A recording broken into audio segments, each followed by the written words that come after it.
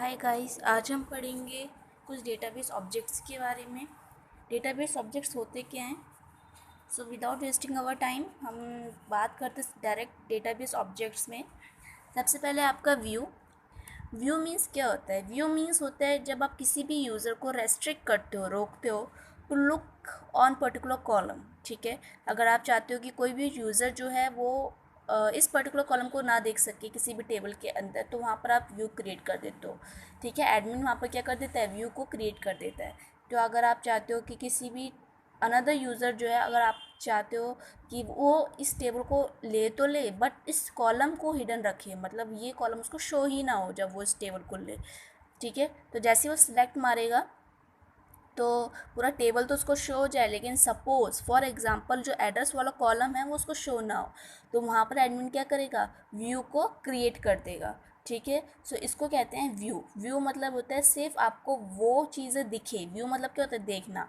ठीक है, सो वो चीज़ें आपको दिखे जो कि हम चाहते हैं, जो कि एडमिन चाहता है। ठीक है, अगर आपको कोई भी पर्टिकुलर कॉलम को हिडन रखना है यूज़र से, कि यूज़र उसको कभी एक्सेस ना कर सके, कभी उसको देख ही ना सके, कभी उसको मिले ही ना वो कॉलम, तो वहाँ पर आप क्या कर दोगे? व्यू को लगा दो किसी भी पर्टिकुलर टेबल के अंदर। ठीक है, तो आज मैं बस आपको थ्योरी बता रही हूँ कि व्यू क्या होता है, इंडेक्स क्या होता है, सीक्वेंस क्या होता है, कंस्ट्रेंट क्या होता है। इसकी क्वेरीज क्या होती है वो मैं आपको नेक्स्ट वीडियो में बताऊँगी। ठीक है, नेक्स्ट आता है आपके पास इंडेक्स। इंडेक्स क्या होता है? जब आपको कोई भी शॉर्टेस्ट पाथ जो होता है उसको फाइंड आउट करना पड़ता है, तो वहाँ पर आप इंडेक्स का यूज़ करते हो। फॉर एग्जांपल मेरे पास एक टेबल है, उसके अंदर मेरे पास 1 लाख या 2 लाख का रिकॉर्ड है। ठीक है, इससे मुझे चाहिए जो फ़ोन नंबर वाला मेरा कॉलम है वो मुझे फैच हो जाए। फ़ोन नंबर वाला कॉलम मुझे चाहिए, बट उसमें कितने नंबर ऑफ़ फ़ोन नंबर आएंगे? 1 लाख, 2 लाख, इतने नंबर ऑफ़ फ़ोन नंबर्स आएंगे।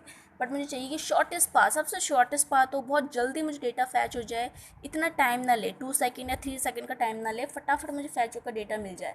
ठीक है, तो उसके लिए अब मैं क्या लगाऊंगी? इंडेक्स वहाँ पर लगाऊंगी। ये तभी हो मुमकिन हो पाएगा जब आपके पास किसी पर्टिकुलर टेबल में इंडेक्स लगा हुआ होगा। ठीक है, तो इंडेक्स आपका कहाँ पर लगेगा? जब आपको शॉर्टेस्ट पाथ में फाइंड आउट करना है किसी भी डेटा को। ठीक है, सो आप डायरेक्ट इंडेक्स लगा सकते हो। इंडेक्स लगाने के लिए आप सपोज एग्जांपल के तौर पर बता रही हूँ, क्रिएट इंडेक्स किया आपने, इंडेक्स का नेम सपोज किसी भी टेबल के ऊपर, जैसे स्टूडेंट। ठीक है, फ़ोन नंबर पे आपने इंडेक्स लगा दिया।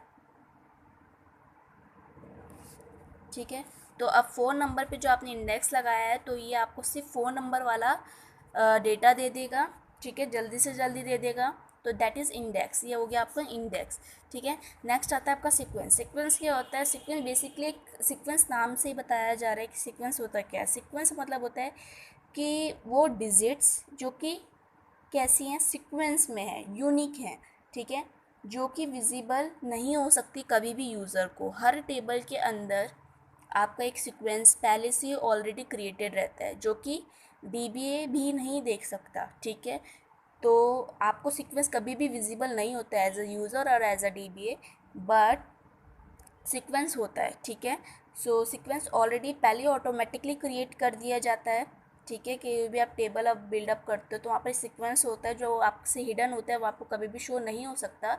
तो आप अपना ही एक सीक्वेंस क्रिएट करते हो, जैसे कि एम्प्लॉय आईडी आपने बनाया 1 2 3, इस तरह से आप इंसर्ट करवाते हो यहाँ पर वैल्यूज़। ठीक है, तो ये क्या है? आपका एक सीक्वेंस है। आप चाहते हो कि जैसे कि मैं नेम एंटर करूँ तो ये सीक्वेंस मैं ना डालूँ, ये सीक्वेंस ऑटोमेटिकली आए, तो वहाँ पर आप किसका यूज़ करोगे? सीक्वेंस का। आप टेबल में क्या लगाओगे? वहाँ पर सीक्वेंस लगाओगे। ठीक है, तो यहाँ पर जैसे आपने सीक्वेंस लगाया है किसी भी टेबल में, तो ये नंबर आपको एंटर करने की ज़रूरत नहीं पड़ेगी। ठीक है, यहाँ पर ये ऑटोमेटिकली खुद ब खुद 1 2 3 4 इस तरह से आता रहेगा जैसे जैसे आप डेटा को एंटर करोगे। ठीक है, तो इसे कहते हैं सीक्वेंस। और ऑलरेडी एक सीक्वेंस पहले से होता है 1 2 3 4, जो कि हमसे क्या होता है? हिडन होता है, ये हमें कभी भी शो नहीं हो सकता। ठीक है, बट आप किस उसमें सीक्वेंस लगाते हो? आईडी में लगाते हो, या फिर कोई रोल नंबर हो उसमें आप सीक्वेंस लगाते हो। ठीक है, जो कि आपकी कैसी होती है? प्राइमरी की होती है। तो ये हो गया आपका सीक्वेंस। ठीक है, और ये कभी भी डुप्लीकेट नहीं होना चाहिए और ना ही ये कभी भी रिपीटिशन होनी चाहिए, यानी कि प्राइमरी की आप यहाँ पर यूज़ करते हो। ठीक है, तो ये हो गया आपका सीक्वेंस। नेक्स्ट आता है हमारे पास कंस्ट्रेंट। कंस्ट्रेंट मतलब क्या होता है? कंस्ट्रेंट मतलब ये होता है जब आप किसी भी कंस्ट्रेंट मतलब होता है रोकना, कंस्ट्रेंट लगा देना। कंस्ट्रेंट मतलब क्या हो गया, किसी भी चीज़ से रोकना आपको। कंस्ट्रेंट मतलब क्या है, रोकना, मतलब कि रुकावट, ठीक है। तो सपोज़ कोई टेबल है, स्टूडेंट नाम की कोई टेबल है, इसमें आपने एक प्राइमरी की लगा रखी है। सपोज़ मैं यहाँ पर एक स्टूडेंट नाम की एक टेबल बना देती हूँ। रोल नंबर है, इसमें आपने यहाँ पर आपने क्या लगा रखा है, पी के लगा रखा है, दैट इज़ प्राइमरी की। प्राइमरी की आपने लगा रखी है, तो प्राइमरी की में क्या होगा, कोई भी वैल्यू नल नहीं होगी। हमेशा रिमेंबर रखना, प्राइमरी की में कोई भी आपका वैल्यू जो होता है डुप्लीकेट तो हो सकती है बट नल नहीं हो सकती। बट यूनिक की में क्या होता है, आपको कोई भी वैल्यू कभी भी डुप्लीकेट नहीं होती अगर आपने टेबल के अंदर यूनिक की लगाया है। बट प्राइमरी की में आपकी values can be duplicate but can not be null, right. तो ये हो गया आपका प्राइमरी की। सो कंस्ट्रेंट आपके बहुत सारे टाइप्स के होते हैं, प्राइमरी की कंस्ट्रेंट, फॉरेन की कंस्ट्रेंट, यूनिक की कंस्ट्रेंट, नल कंस्ट्रेंट, ये सारे आपके कंस्ट्रेंट्स होते हैं। तो आज मैं बताऊँगी सिर्फ कंस्ट्रेंट्स के बारे में, कंस्ट्रेंट होते क्या हैं। तो अगर सपोज़ ये टेबल है, इसमें डेटा एंटर हो रहा है, सपोज़ मान लेते हैं ये वाला उसने कॉलम एम्प्टी कर दिया, यहाँ पर उसने कोई वैल्यू नहीं डाली, डायरेक्ट 7 8 इस तरह से डाल दी, 9 डाल दी, 6 उसने छोड़ दिया, यहाँ पर नल कर दिया, ठीक है। और यहाँ पर क्या लगा है, पी के लगाया है, यानी कि प्राइमरी की कंस्ट्रेंट लगाया है, कंस्ट्रेंट है ये, ठीक है। तो जैसे ही हम यहाँ पर इसको नल छोड़ेंगे तो यहाँ पर हमें एरर शो हो जाएगा, एरर शो हो जाएगा, मैसेज में लिखा आएगा कि ऑलरेडी एग्जिस्ट प्राइमरी की कंस्ट्रेंट।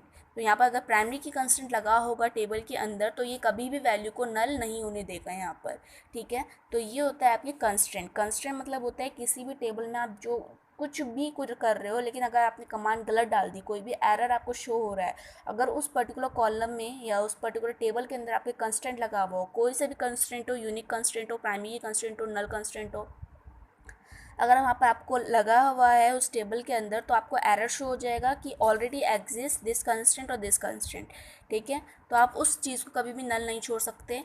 अगर यूनिक की कंस्टेंट लगाए तो क्या नहीं कर सकते हो, कोई भी वैल्यू को डुप्लीकेट, यहाँ पर सपोज आपने 2 2 बार एंटर कर दिया, प्राइमरी की तो ले लेगा, बट अगर आपका यहाँ पर यूनिक की कंस्टेंट लगा है तो वहाँ पर एरर शो हो जाएगा आपको, ऑलरेडी एग्जिस्ट यूनिक की कंस्टेंट, ठीक है।